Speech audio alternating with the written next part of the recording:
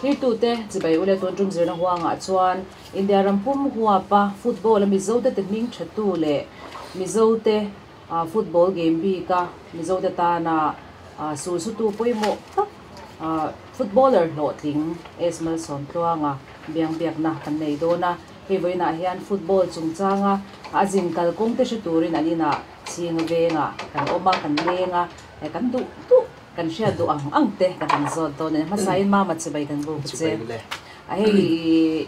footballer ho thing ini ti chu zoram vel chana sheve ka voina hian eng ang takin ngi lo ro tin chodan ti kha kan han zo du che a ama sa in inu le pa mingte ipian le mur na te tin nge ni in pui fanau te po an khami engzan nge fai nei to ti te in ko sak dan tlang pe men shil the kapa tin chu ez thanga ani kanu in chu Kap Valley unau ipanga kania anu pang ber kania chuanin meichia pathum ane upaber mipani bokta chuanin e kaute meichia pakhati lo chu nupui pasal kan nei vek towa tuna hianin fa pahni nei towa chuan mipale meichia chuan tun damte kan omte ni chuanin tun February March la hianin naute nei le turang chuan kain pu cha me kan ni tuna hian kapian na hi Sravanai Phai ta Lunglei district ania na tuna chuanin na Thial district angani to district thara chuan district thara chuan chumi tuna hianin aizo chinga venga i kain khel nu hianin ta hianin kain beng bel me kan ni tuna hian ani chu chuanin izir dan le khai zir na dan tlang pui enta primary te middle kan te ang chi te high school ale chung lam te po engtin nge izir chodan tlang pui kha khoya nge izir thin ti te kamen shile chi nia primary le middle hi chu kan kho Sravanai Phai khan ka kala chuanin nia in khel ka du ba wang khanin I heta aizola hianin I kau mipa hi MAP Mizoram Armed Police hianin khela khania chumi bula chuan ron omin in khel du pa le khazir pa khanin chinga venga hian karon om ve a chuanin high school te chu chinga ven KVM high school la kan lu chawa chuan Mizoram Iowa kakal khanin alo Paul som te hak som khati ve hak zo chi alawa ma se le khazir ne na kal kop thei hak du boxia har sakop me tu na po he mi zo no pangina kan problem tur chunia lekina po nia kan na soi chun jom zelanga chuanin Tata Football Academy khanin kumsanga chapo sompo pariat khan kalut tha ta khanin zurna kha min chun jom tira chuanin chu le no pang le no pang ta alo 98 khanin po som ke exam chho ta chuanin 97 khanin timia han soi chun jom taila Paul ko hakin exam dona khanin min selection trial khan ka jin choma se kapa khanin Paul som tal te chu zirla exam taila chuanin dule Mizoram ayo te chuan pathian zara I anna thang veng che te chuanin Paul ko kan pa so Paul som ka zir chho khanin Mizoram ayo chuan ka kal vele ta chuanin chu Mizoram ayo ka kal no chuan TFA khang ka joina khami ka join hu po khanin khuta khanin ajirna khan lo ngai pui mo khop meya ta khanin extra class te khamin lak tir ta kan fai khan Tata Football Academy khanin kha pe lo ti vel the ni lo a thei lo a chan chu soile soinu na kina po kan soile tho football life chu a toy ta ni ala rai bera kum som panga tanga som ni ta kamin nu kan thil ti tur te kan nei awang khanin zirna chu tha tham thei kan ni lo ta chuan kan zir chho ta chuan kuta ranchi te khanin kan exam ta chuan tura hian BA chu pass avan ro pui chu Paul som vel ani tang khan football lama an kalta mai ro chu ta chuan azirna kha lamcha chuang lovin ti chho trau wa graduate ta ti na ni ta enton tla khop meya football khel lem lo eng ma ti lem lo pon BA le khaze shim shim me tam to chang kan pe lo BA pass lo tam ta zi nga khan ani chu football khel chung khan a career build reng chung khan BA a pasa a chuan en ton tlak kami lo pakan kaya kan soizom zelang kami lam khachu du tok phot tilang ino pan lai training football I tui reng reng em engtian taka sharp ne ni ti te tin inu le pa phal lo chung te kha hei in khel rup amo kha te anga hau ton rap rap te thei ni ve mino pan lai nia soi tu he chu tam me ha football tui chung ko kan nia chu ko po chu I hockey thi ma wanga Mizoram police salute khania chuanin tiang khanin I ka u mai che te po hi veng khat ai o kala in khela ka tianga hey sports alo in fiam thei kan fiam o ka tiang chi se khanin kan ni chowa chu van chuanin in khel phallo hi nu le pa te hianin min nei hau lo me a ma second school ke primary kan middle kan ni la ya kan ho tu te khanin kan khel tam tu kha zirna khanin kan tlak che tan lo wang khanin kan khel in khel kham phallo ni ma se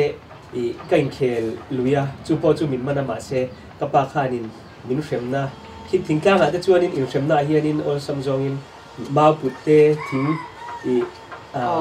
thing ban han lak te kha tiang te ni wang khanin thing tuai han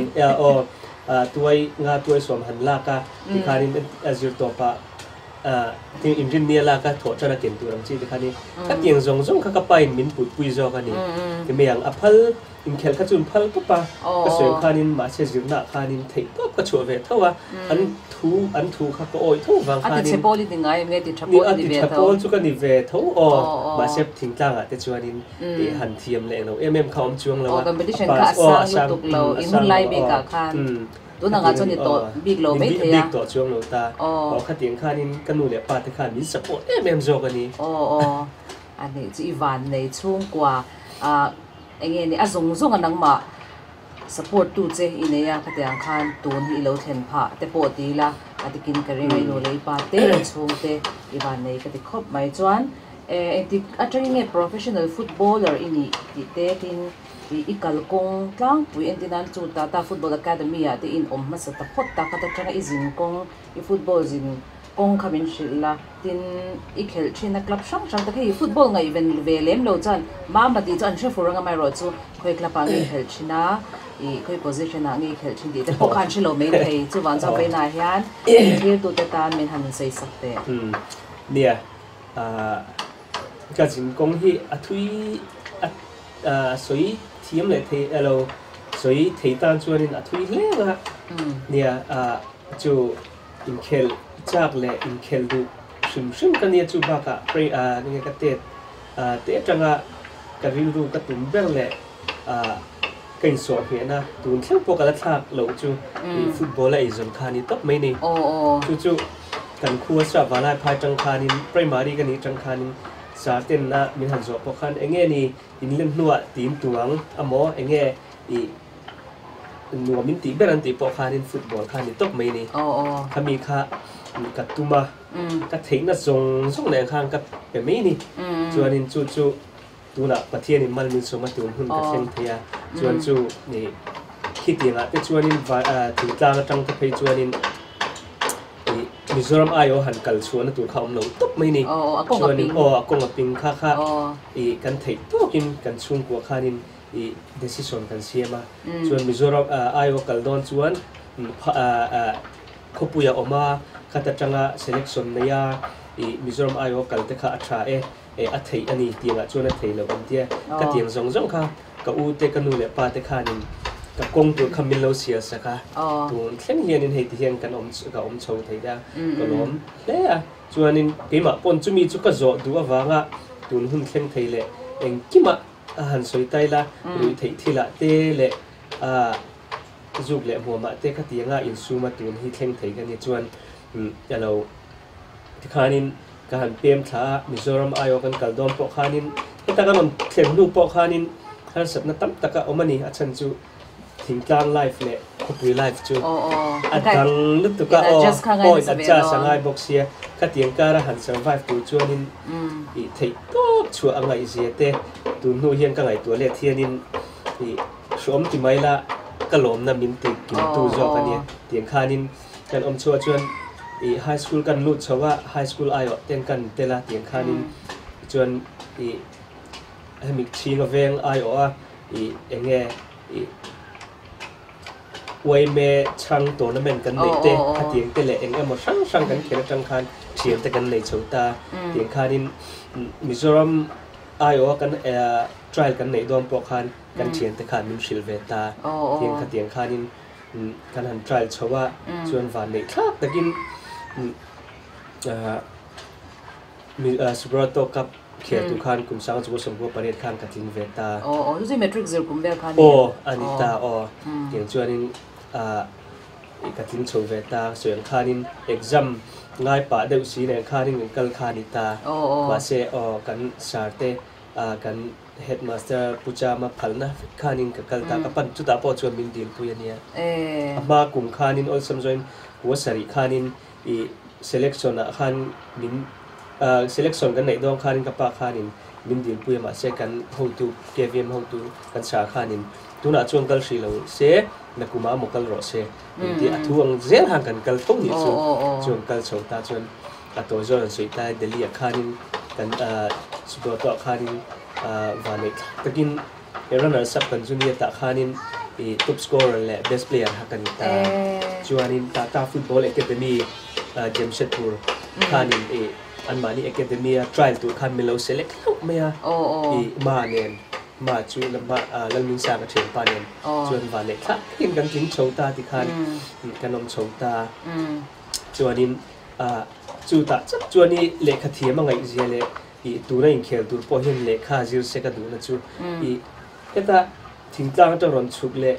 จิลนัทราจิลเหล่าตีตะกะเทียมฮักกันในมังเหล่านี้มินเบียงปกข้านี่กระช่างไทยเราจูตาตัดจวนนี้กี่มาปอกระชันอะไรเสียแต่ถ้าชัวร์ก็ตุตาปกคันเล็กข้าถาทำแล้วว่ากระจิมมาชันจูหินดีเตไวตรงหินดีเตเละสับตรงเตฮักเทียมแล้ววางข้านินมินเบียกข้านินมากระช่างไทยเราpractice โดนนี่ปนเละที่เอ็งมอนสวยปนมากระเสียเทียมแล้ววางคันอันตีด่างฮักเอ็นนักกัน follow ทุกไม่นี่อีถอยปิกจ้างเอาแบบกระจับจานที่จูกระจ่าคัวฮินิเวร์หมดเมโมว่าเช่ถ้ามีวางข้านี่กระตุ้มตุ้มข้าชลิตุ้มจวงเรากระตุ้มดัชจูจะมีจังเฮียนกระชวกงามิโซติมิงชัตูและมิโซรัมอันนี้ยังมิโซจังเฮียน professional มันสับเปอร์กันยังตีถ้ามีกระตุ้มมาถ้ามีตีกระตีเราชวนก็หัวระวังเฮ้กระตีเทเราปนคุยามดตัลก็อมังติค่ะมิโซรามาหล่อทิ้งโลเล็กค่ะกับทิ้งเราจะมีชวนเจียงเรา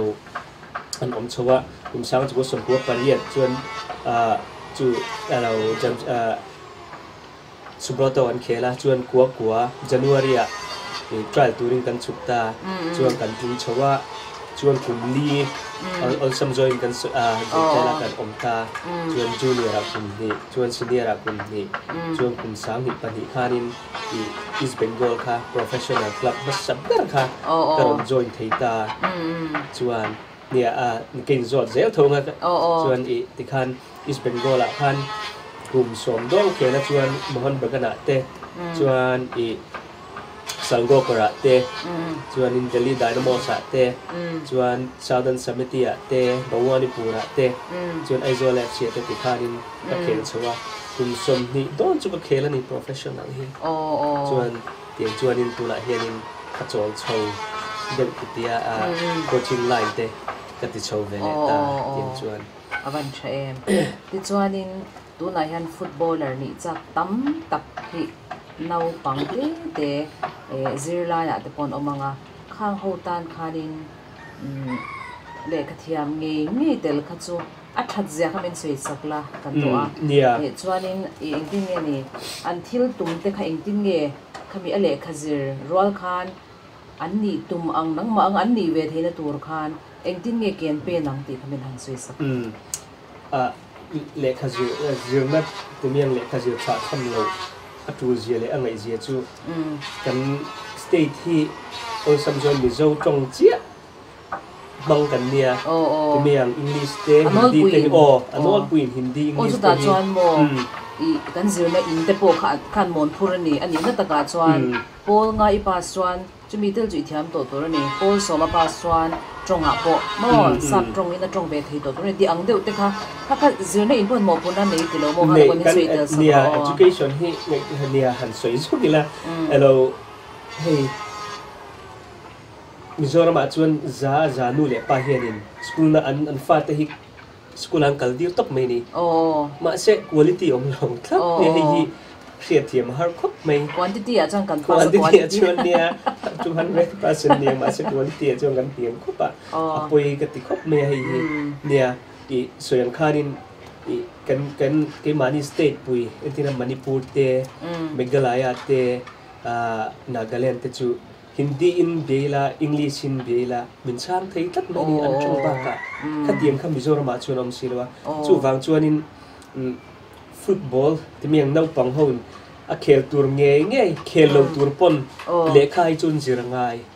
I graduate tam pa sangai chu kan ti mak mo ni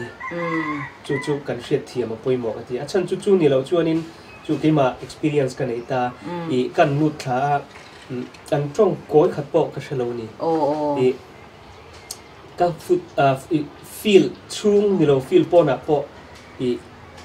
kangam pa lo ni chu dia feel chung ang chu po ka gil to ta wa chan chu an trong khanin ka chan thiam lo wang khanin ke ma hak ange niang ma son tum na nei thong mai la ka va approach ngam lo ka va po ngam lo chi na ka po thangam lo khami ni wang khan ke ma po han Hindi te English te kha thei to pinga zir mai ni ka kan easier chu ka soyang khanin chu I extra class kan lata I academia khan ta khan Hindi le English kha min lak tir char ta bidak po khan an zir tho ta chung khatien chi khani wangin tuna pon china kan soi kan poina khan nu le taila no pang ho khanin I heta ringot chuanin football big po han soi taila MPL ringot te chuanin lotlin na tak enghe niang I professional tak alan nilawa heta chuanin step kan kai na tura ra bi kan in ra na tu choni first step ang choni kami next step kan kai don chuan I du ang to ka min bia ka min hawa min ti po kan chane ve theina turin le khajir Hindi mo English mo ti mayang katiang tal ka hriat na ngai chuan chu ba ka I kami football lawa po eng na po thok do nila Mizoram chu chom home state kan ni chu mi ni wang chuanin enga mo lo tin tur tak le company te le company lian jok le thil dang han ti don chuanin I Hindi chong alo ngai sap chong alo ngai chu mi tura tan chuan tuna changa kan zira ngai chu le khai chu football khel tur pon khelo tur pon tha thlam su se I on samjogin po som pa ni tal hi chu pas ro se ke chuanin ka du ka zir pe to lo I ke khel don ti ringot kha a thalo kha chu I antin na pon ni lovin rabi panga kai don se pahnia chuan a thei an pathum na tur a zong kha ale kha thiam na khanin a ken pui don khami kha se thiam se je kha jir nge ro se thra ka ti so chumi di chuan tu na hian English te Hindi subject te po kan curriculum a khan kan syllabus a kan ne ni zirna ina te po chumi ina aron ti lan chian ne ka hria chu zirtir tu te po kan poimo ti kha kari ro lo oma zirtir tu Hindi teacher kan ne mo English teacher kan ne mo zirtir tu kan ni hrim chuan kha thiam na kha no pang te kan tu nge nga ya I comprehensive dewa zirna po kha kan kalpu ya ngai ti kha I chain ka sha pol nga pas rungot pol som pas rungot ma se export quality ni si lo kha om ve thei don ni chumi ni ban chumi chu nang po high school chu ikal nge ya mai ro chu thonga khani le boy thong le boy thong ka buai dan chu ka sen khanin min biak khang ka khur mai ni ti me ang chan chu ka fa kal vengam lo an thuma se an sira kan ka hel ge hel ringot ma se khami ti thei tura ka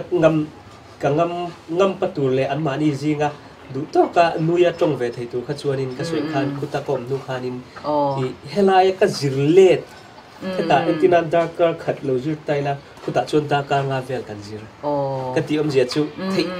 chu angai je nang ma zong ti ma zong kha football ba ka khanin zana han kai pele avan tha e mangai nom to pa chumi ni chuan zir lai te zir te tu te po in mo phur lian tak kan ne ni nau pang te ma khwa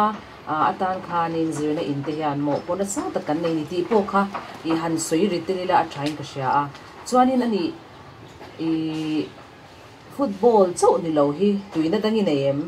ing tinge ni tin hun hi man thin tlang pui football I khel lai le mo tun hun anga po nia professor atemiang tun kum hi ma ka chuan han soi tai la ta chuan hi in khel kha jing le tlai ani lo pon ti khanin ke ma nin extra te kan nei ta in khel kha ni dek maya khami ba ga kha chuanin ke chu family the chung te bula om hinum ka ti chu pa ka music hi ka ngai kharang pe ya ti ha de ul ka kan khela mo na tho po hianin la ti han ngai thlai la ti ma ni hi kan dam song yang ka pe ya music hi khel ba ka chuanin thiam te ne na han thut kho ma han alo te po hianin han zai ila nuam ka ti ani lo tin na chan ni shat me shul te lo tin nia lo tin na hi ni betta ka chuanin sen khanin min siam tu pathian ina katalen min pe khami kanu le paina chom lian thei turanga kong min lo sian ti maina tuam taka kal theina tura damna christian na min pe tu thlem me hei ma har san nei lawa kom theite le ane rian khami kain khel lai le kain khel tu thlem po pathian ne na kain kol ti reng na te le en po katia thei to ka chuana khanin mal min so man mai pathian chu ani mai I ha chol na ka remoi te number 1 a chan pathian ne remoi te tin I chung te ngai pui mo em an bol om nuam kha ti te kha ngai tha ka nuam ka te tu lai chuan chung ko ngai pui mo lo ma ni chau in ngai to na te po hi thalai te hian na sain ka sha a chu chu a pui mo ka ti chu ba ka chuanin zi ngai tho ma em ti ngai hun man da lai te kha lai kha tu na po hianin a vei om khop maya tu na pon nian hei kat atang puin dar kho hetai chuanin daru danga le chan ve daru vel hi chuan ka har to tho ro po ni la engamo hai brush fire engamo konsam jong mani ruma thil han chiar te bible cham ni khathan chiar lek te tiang khami nuwa thing pui han luma engamo ti tura pona han chua zau te chu ka nei reng tho ta ka tiom ji nia jing tho ma thi chu ane happy cha ka nei to ta chu atra ka ti tu na po hianin nia han soi sa la soi tu na dam don ka ta po khan ro alo kan thalai te hi ane nian tu na chuanin kan ane nian kan generation hi mudrei generation ten te hi athalo ka ti to pa jing hianin emidar riat pa ti meng da sari bayan tho ma chuanin chuna nile kan ti tur hi kan thok man me ni kan tho tai na chuanin kan backwards kan me ni ma kan so malam kan pan lo ti hi riat chiang nu tu ka mo hi thalai to po hiam se ka duwa eng ma ti don lo mai la jinga hin tho wang chuanin eng kim jo ei khama kan ti tur te kan ngai tu sa the ni chika suen kharin choi khama nile kan ti tur hi jing ka ra hian kan thok zo vek the ni ti ole tho mani ma son na bulani ti kha ni to me thot lai kha I nung tol na chi khata ni ngal to pani ti kha kan ma son na dal tu ni ti kha chianga chu wang chuan min thlir tu te po in tu la tang jon tho mai la football kan khel don wa ni khel lovin kong sanga kan ma son na tur poimo tak pakhat chu tho ma tangin chana ngai ni ti kha lo she la tho footballer lo thing ni tur hian eng tiang takin ni in sum thei na te apoimo hei zuk le amwam kan te mo rui thei thil kan tiang che te khan nia sports han ti big la football mai lo sports a shim hi chuanin in zoom hi apoi mo em a bikin mizo ina kan ti tam zug le muam te omnia sex thank te pon I hey I zu te tiang te hi I apoi em ani ima in experience kan ai hans kan soi lo ngat klem te po chu ai zo kan om tran ti khanin I all some join bis te le mi damdoi I number 4 te le proxy one an ti lai khani chuan ka tiang lai khanin ka thian te po khan an ti ni ka thian tuna min bo ral santa te pon om ta chu po chu I kai khel pui te ji ka tlam pui te ka tiang kha ania in sum thelo wanga I alo bo ral ta te ania ka tiang khania I an bula khan ko om vea I ti khanin damdoi an ti pon kalo anh tin kalau ken puya kalau cok pui ni kalau tepo proxy one tepo masa ki chuan in kati tur football ka khel tur ha ka chianga tuma ichia ta bang khan tuma ka chianga chuan in katilo mai ni chuan ku va te zilte an epo khan katilo mai ni chan chu kain khel na tura min pot niam tura ni ti ka chianga ka taksa selo chuan in khel kha kati theidon lo ni ti ka ria chu ba ka million boli taksalian ka nilawa ni na anti theiba extra ka ti theilo chuan in ka hot ling don lo ti ka ria kamini va khan mai antina on samjoin game som ti ta sa ki chuan in game som pakhat mo ti ngai ka tiang zel khanin antina push up po lo ti se som ni lo ti se ke chuan in ni nga ka tiang khanin enge example ni chun no pang ho te pon ang ria thiam the nan tiang khanin tiang zela extra ti ngai va khan ti chu ai ne na po tiang chuan kai sum chota khami kai sum na te kha ti pathian in mal min soma ti football nge footballer kalau ni ta chuan ka soi le chu ai le ina bok po hianin an har zia chu te ta chuan in voksa te hi atui ani le kan vok kan satu te nia kuta ko om nu po khan ka ron chong hianin I min som thina ni chaya te ma se ka su kan sum sham ma ti khanin I ai le in ei du lo de ni lovin kan sum ta ka mi ka ti khanin kan sum ta kami ni lo chuanin I ma football a phei chuanin kan that chung kha kan khel thei chung kha I min du kan that lo chuanin min du lo ni tok mai ni mo achan chu mi vain soi lu thei ni lo trong kam thiam ma ba se va nga vain khel le ania ni survival of the fittest tak ni ti me ka ti ngani wang khanin I ni dang ai ke ma ni ha kan poi mo se po ti do la ke ma ni kan poi mo se ti ka sia ta wang khanin ei le ina te zuk le mo ma te kan sum fet ni kha I athat na chu kan taksa lo hrisela so midang ai kan lo khar wanga midang ai fitness kan lo nei reita kan lo nei thatheita tiang chuan in kan khela ko han min puya ei le in kha soin khanin I football chu ave mai ma se ei le in race kha I a main job football a phei chuan a poi mo job footballer lo ta pe family ta shim chang kalam kha chu the na ka tro angai don shim ti chuanin eng chen chung ni chin khani soi zo ka kom som ni vel zet football hi ka khela itia eng chen chang I khel ti kha e zon na tan bi mo chuan le tu na e zon na dang enge ti mek I ma chop tu nei ti mek ten I ma chop to khani chele ro I chu kum sang ni patni atangin an ni dan ta chuanin kum sang som kwa career ta chang khan ki ma kain chom to ta ti meang academy ko ma kanu le pa te ai na sum le pa min thon ngai lo ta khanin so panga vel ni changin atina ni ta ro chuanin ti kha style kan la kan kal man te kan ele man te zong kain tum the to ta chumi tang chuanin kum sang hi som pariat khen khani chu kum som ni chuang chu ti ma in ti me football chuan kain ning phu ma chuanin nia tuna chuanin kum te lo tam ve to ta tuna hianin d license ka pa sa chuan zir chho zel ka dua e prof khenga ki ta professional ti me chho thei ka dua coaching line na chuan I dor te kimi dor pui bazar bung ko na khian kan ne mani tuina lambok sport football boot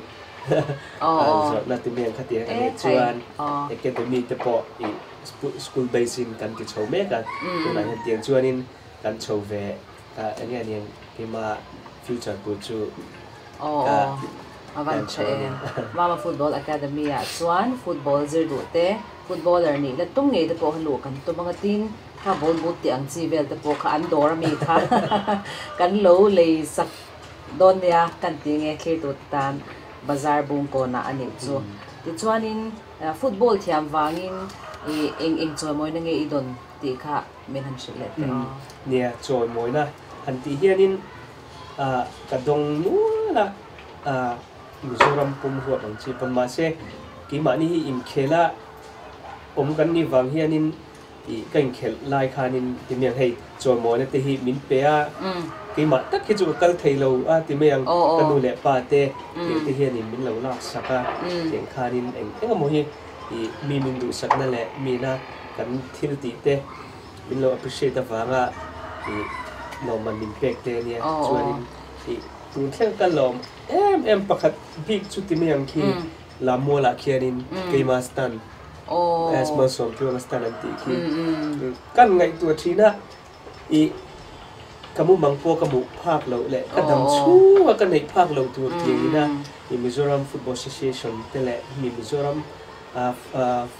football sports ngai na tuina khitiang min pek khi asum zong ka ngai tu hianin antam tu zia te le hetiang rong thei kan ni hi pathian wang liu ani ti ka hachianga nge nin tu na ka chowa ki ma ka kala kan en po hianin ka ping chu om ve si nga tinge le ti han en wang chang te ale han ngai tu le wang chang te kan ya ka luk khi ti tlat je ki mi ka zo ki na stan ka nei ki chu ha ka chu dam chung pi alama thi nu apo dai ngai to lo tur Mizoram khobela chuanin le football thon thu a chuan football chanchina chuan Mizoram khobel football chanchina igning kha dai to don lo ti na ni ta aro pui hop me khatia anga ming chel thei tur kha pa in tai mak na te thorin na te I tor chel na te po nyang chu I tum ru na zong te kha e pathian in mala soma ima lam hun local le zel tura po hian mal son na tam takin alam wak zel an che ti kha kan du sak che ani ti chuan ani football I khel lain I khel to china anyang chu a eng lai khange inun bi ka shomi ti berte nuami ti berte kha ani shete nuam le som ti hi chu footballer tan hi chuanin kan chak lo hi chuanin som em lia kan chak hi chuan anuam em fek mai ni ma se nia Israel hei du big le engamo han ngai tu let po afnuam amo I kava kami huna hang kava let le chak ti le chu kan nei ta vek ta ni Mizoram ayo ka kal ka se khanin kum sanga chu som bo pariet kan kal final kan lut Suprato Cup final kan lut te khatiang tele Tata Football Academy atanga East Bengal kan join na enge anmani tana club tana ka sign te timeng ke turanga kain zia lu te le mo mang ang rum ti ha tro ka ngai to let po hianin khatiang ang em ka chu tatum lo sin le khati chang te oma ma se ka se lo in ti moi da kha khatiang song te le nia East Bengal chu kan siat angin India ram klapa chung klap lian ber nita kami ayo kan han kala kita Jakarta klap chuta kan han champion te khatiang song te kha ka ngai to le thianin nuam khatia chuan asial special mem ka ti box tu nu ka ngai to le derby match ka voi khat khela chakna goal ka score ang chi te khatiang chi te ha tu na ka ngai to le hianin anga ni ki ma poi kalam mu sum theng ge ka ni thei do ne mi tiang do tho khan to ro ke ma kha ka ni thei do ne mi tiang do khan ma se lalpa na choi sang che a phak lo ram a chuan tir che te po ti lo na han kan soi so ring ring lo wa itum ram ken thei tura pathian he na pathian in ha tla da te po ka pathian in malaso อันนี้ติคาเชียตาดิจวนมิโซฟุตบอลเลอร์ซิงอ่ะตัวเคลเมกซิงอ่ะเฮียนี่เฮยังไงนี่โลซาวักเลวะเคลเตปอนอมเทียช่วงหูตันจวนนี่อันวางไล่เต้ตัวอันชัดไล่หัวหนักจวนอันเคลเทไล่จวนนี่อันโหลดจวนแต่บอกคันคำขบันยังไม่เทียไม่โหลดจูหุ่นรีโซกที่ไม่ยังนักกินหุ่นนี่จูฟุตบอลอันเคลโตโลนูอังจีเวลาแต่คันเองที่เงินออกบางทีอัตตันคันเองนี่ตัวที่กงเสียหุ่นคันนี่เสียเองกงเงินจวงเองเงินตันช่างที่แต่ค่ะมินชิลเลที่จวนเนี่ยก็สิ่งที่นักการสวยเลยสวยนู่ฟุตบอลไลฟ์ฟิจูอะไรบราโปกุมสมปังอาจังสมนี่ที่นักการสวยสวยท่านี่ต่อตาขมิบักตัวนับเป็นให้กุมสมนี่ปกันนักการเรานี่แค่นี้ก็ทิวดังหันเดียก็สวยข้านี่ก็ชิงไลน์เต้บิสเนสเต้ปะข้างันติดโชว์ข้านี่ปะตาส่วนขัดยังไงเนี่ยติดโชว์ตัวกันนี่ฟังข้านี่ที่นักการสวยบอกข้านี่education จริงนี่ถ้าทำแล้วช้าก็เดียตัวน่ะพอเฮียนี่เนี่ยcompany หันตัวโดนปนวันนี้ถ้ากินฮินดีเต้และอังกฤษเต้พอค่ะให้ใส่พวกเทน่าชวนนี่มีหันเบียกน่าชวนกันเราติดเทเวตัวฟังข้านี่ company หันถอดโดนหมอเองก็หมอหันติโดนชิมฟุตบอลบ้าก็ที่เลยหมอหันติโดนบอกข้านี่เราอัลซัมตานี่ communication skill เนี่ยก็จะอัดทางรัวก็ตรอจูบ้าก็เทียนชาแต่กันโลงาตัวตาคุณลำบากกันโลมาฟังข้าที่ค่ะอัลซัมจองอินมีดังไอคันอัลนัดเจนข้าวอมบอกตาค่ะกันมันเทียมากันพันจังกายง่ายไม่บ้าก็ดูเบรจูวินอมนะแต่มากในน่ะกันทิลตีตัวระกันฟังกัดจวนินโลทำในที่ปฏิริงตูกันเนี่ยปฏิเทียนริงตูกันเนี่ยปฏิเทียนเฮียนินกันตีตัวระรินอมแต่กันถกงาจวนินกันเลอินตัวรงที่จูมินเปียงมาเสียคิดหันหัวสักเลมีดังไงหันจุงนุ่งนั่นตัวขจวนทิลตังกันเทมาเสียมีอดเลวกันกันเทที่ไม่ยังเทโต๊ะกันชวนมีดังกันเพราะบิ๊กเลยวมาบอกจะทำอะไรก็ส่วนคานินเองปุ๊บเราถกโดนเสียเราถกโดนนี่ละแต่มากนั่นแหละพวกจีน่ากันส่วนพวกห้วยกันห้วยสินนั่นเตะตุ่มโรนั่นเตะเนี่ยคานินกันสิชวนนี่ถ้ามีกันชุนจมเสียชวนนี่เองน้าปุ๊บคุณกระทบดูปนเราติเลปุ๊บนี่นะโหลดถึงนั่นชวนนี่มินวนทวังตีกันแต่ที่เด่นอันนี้นังมาตอนเช้าจะจังอินโหลดที่อินเดียมกันติดต่อปังอ่ะส่วนอินจะมีบ้างอ่ะส่วนฟุตบอลที่เอซอนนะมิโซฟาเดตันเห็นเอซอนนะชาอันนี้ตักเกมตัวน่ะน่าจงรัวกันติเอโมอินเทอร์รัวกันติอังกฤษต่างกันเนี่ยฟุตบอลบิ๊กจูหันสวยพอดีละหล่อถึงที่หมายกันดีเลยทีเราจะเรียนกีฬาสวยงามตัวน่ะที่จนเอซอนนะอันตักตัวเสียจูEast Bengal กัดชัว2000คุณสามนี่ปันนี่คานินซีซั่นขัดคานิน2.5คันก็ใส่นี่ในตัวจุดสามนี่ปันนี่ต่อตาค่าตัวน่ะชัวนินตัวหุ่นน่ะชัวนินอันมันลีอันวิกลีอปอนละตัวน่ะISL 10ขัดเทียนในตัวละอันแบบอักโรดชัวมันละตัวตาโอลซัมจองินซีซั่นรุกฮีเทคโต้ส่วนconsistent ได้เป็นเคลเซ่อันนี้อันฟิวเจอร์ตัวจุดจังคานินมีริวในเดี๋ยวนี้ชวนอันเสียมเทคโต้ตัวไม่นี่คุณมาคุมรุกเล็กฮันขัดเตียงคานอันนี้ตาก็สวยด้านที่เก็บแง่เทมจุดมีอมเสียจุข้างจงในตัวพวกคันประเทศจีข้าป่วยหมอภาษาชวนนินฟุตบอลตุยต่างกันกงเองโกลเองอันมาลำหุ่นเองตีตักสักนั่นเนี่ยนะอันเบจวนตีขานี่ตาอันนี้เนี่ยสการนัทกก็กระสุยเซนนี่เราวินสการนัทกก็กุมสมนี่งาสมทุ่มดอนอันเซอร์วิสอันเองเราค่ะชัดเดียวว่าเคลเทคจวนนี่อันนี้เนี่ย advantage กระสุยนี่จูฟุตบอลกันนี่ตาคำนี้บางครั้งอัดชัดนักกระสุยตัวนี้จูกุมงากุมดูกับฮันขัดยังสงขันก็ฟาร์เทนเวขัดยังจัดอันโถชอันจัดขัดชกุมงากุมดูกับอันโถชวักเทได้ในริรุในตาชวนขัดยังคานิตาเจียงจูนิตามาเช่เนี่ยสวยเลยสวยหู ริ้วในเตียงง่ายตาแต่มากเตียงง่ายตาขัดเตียงสองส่วนขมีขานินอาซุยเวตตานี่ขัดเตียงกันตีเทียมาอันเทียร์ก็ชวนนินทุกฟันนิตาชวนเนี่ยหลอดทิ้งหันตีชวนนินสุ่มเละไปละมาเห็นกิจูเกนแล้วว่ากัดตุ่มเบ้ตัวน่าชวน professional นี่โนปังเฮาที่เมียงกี่บางอินเคลที่ตัวรัชเชลชัวอันนี้ตาจุดตัวน่าชวนนินให้อามาก็ชวนนินเราสำรวจกี่บางงูอังกันนิตาตัวน่าชวนนินเชียร์เซนโลตัวน่าชวนนินไอซอนน่าลูตันอมตัวตาช่วงก็จมปนอมตาเกี่ยช่วงข้าให้หลอดทิ้งหน้ากันง่ายกี่มาชวนเฮาสักตีลำปังดิลวินซุ่มเล็บไปงานติกันติจงดิลวินกี่มาอันนี้กี่มาอินักก็มีก็เคลเองนะจังฟุตบอลเคล่าไอซอนน่ามุตามตาน้ำบังคันแต่มาข้าที่ชวนนินอินี่นักลุยตีจู่ที่ชวนรวมกันตีมีเช่นกันชวนนินเดียอันเราหลอกที่หน้าแหละที่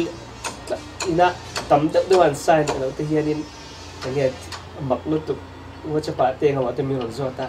สุดเตียงขัดเตียงจุอย่างเงี้ยนี้ไงตานั่นนอนติดตาเฮ้ยเช่นขัดชวนนินว่างั้นยังว่าอีซีก็เว่งเราตัวเรากินมันง่ายทีนั่นเองจุว่าใช่ขัดเตียงลำปังข้างไงตัวเราอันหลอกที่ป้องเลยอันสันป้องเลยคิดจูออยเทียมอัตตาเงี้ยยังคิดเตียงคิดมุตตากันนี่โม่ที่เขียนสร้างหล่อเซ่กันที่เซลตัวกันที่มันจะจุกขมีค่ะเกี่ยจนหล่อทิ้งอันหล่อทิ้งหน้าก็หล่อทิ้งหน้าก็ง่ายเซลตาจนสุ่มเล็กไปหังเกี่ยช่วงเกณฑ์เราขัดเตียงอ่ะอันสามเป้าเล็กขานินก็หล่อทิ้งนะคะอันสร้างเวก็ง่ายนี่จืดล้มนักอารมณ์นะซะมีหล่อทิ้งหน้าค่ะ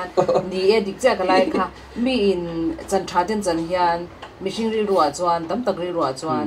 อีชีนั่นจะพอเวทเฮนี่โม่ฟุตบอลเชลอันนี้นั่นที่บีที่พอเวทเฮนี่อเมริกันนังมาจวนนังมามีอินเองจุมีบินมิดเองรอเสติอังเดียวกันนังมาเองจังก็บินดังอินเอ็นนั่นลมหูคันนังมาให้เราลมเว่งโซ่กันนวมกตินวมเราที่เอ็มค่ะไงค่ะกับมันนวมจู่ริงตู้นุนดันตัวดิกตับโปอันนี้โอเมติจวนอิชไลปุยเต